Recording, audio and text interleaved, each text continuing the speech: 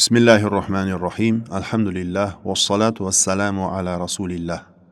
Abu Bakr Siddiq radhiyallohu anhuning fazillari. Abu Bakr radhiyallohu anhuning fazillari haqida ko'plab xabarlar kelgan. Qur'oni Karimda shunday xabar berilgan. Taqvoli kishi esa undan do'zaxdan uzoqlashtirilur. Qayski u mol davlatini yaxshilik yo'lida sarf qiladigan bo'lsa.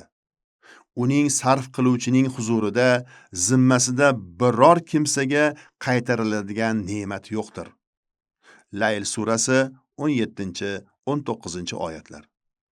Aksar mufassirlar ushbu oyati karimalarda vasf qilingan inson Abu Bakr Siddiqdir deyishgan. Bu zot payg'ambarimiz sollallohu alayhi va sallam bilan birga hijrat qilish baxtiga muyassar bo'lganiga Qur'oni Karimda ochiq oydin ishora kelgan. Agar sizlar unga Muhammadga yordam qilmasangiz, Alloh o'zi unga yordam qilgan. Qachonki uni kofirlar ikki kishining biri sifatida vatanidan chiqarib yuborganlarida, ikkovlari g'orda bo'lib, Muhammad hamrohi Abu Bakrga tashvish chekma, albatta Alloh biz bilan birgadir degan edi. Tavba surasi 40-oyat. Mana shu oyati karimada zikr etilgan ikki kishi Rasululloh sallallohu alayhi va sallam bilan Abu Bakr Siddiq roziyallohu anhu ekanlari barcha mufassirlar tomonidan tasdiqlangan. Shu sababli Abu Bakr roziyallohu anhuning sahoba ekanini inkor qilsa kofir bo'ladi deyilgan. Rasululloh sallallohu alayhi va sallam Abu Bakrga sen havzda ham, g'orda ham mening sherigimsan deganlar. Abu Bakr roziyallohu anhu xayrli ishlarda doimo peshqadam bo'lgan.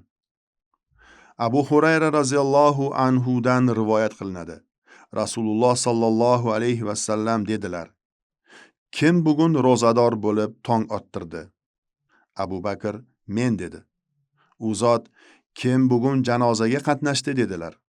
Abu Bakr men dedi. U zot kim bugun biror miskinni taomlantirdi dedilar. Abu Bakr men dedi. U zot kim bugun biror kasalni borib ko'rdi dedilar. Abu Bakr men dedi. Shunda Rasululloh sallallohu alayhi va sallam ushbu ishlar qaysi bir kishida jamlangan bo'lsa, u albatta jannatga kiradi dedilar. Muslim rivoyat qilgan. Abu Bakr Siddiq roziyallohu anhuning oilalari. Birinchisi Qutayla binti Sa'd. Bu ayoliga johiliyat davrida uylangan bo'lib, undan Abdulloh va Asmo ismli farzandlari tug'ilgan. Ummu Rummon. Bu ayoliga ham johiliyat davrida uylangan. Undan Abdurrahmon va Oysha roziyallohu anholar tug'ilgan. Asmo binti Umays. Bu ayoliga islomga kirganidan so'ng uylangan. Asmo oldin Ja'far ibn Abu Tolib roziyallohu anhuning ayoli bo'lgan. Ja'far Mu'ta g'azotida shahid bo'lgach, beva qolgan Asmoga Abu Bakr roziyallohu anhu uylangan. Asmodan Muhammad ismli farzandi tug'ilgan. Habiba binti Xorija. Bu ayoliga ham islomga kirganidan so'ng uylangan. Ushbu ayolidan Ummu Kulsum ismli qizi tug'ilgan. Abu Bakr Siddiq roziyallohu anhu payg'ambarimiz sollallohu alayhi va sallam vafot etganlaridan so'ng Hijriy 11-yilda Robiul Avval oyining 12-kunida musulmonlarga birinchi xalifa etib saylangan.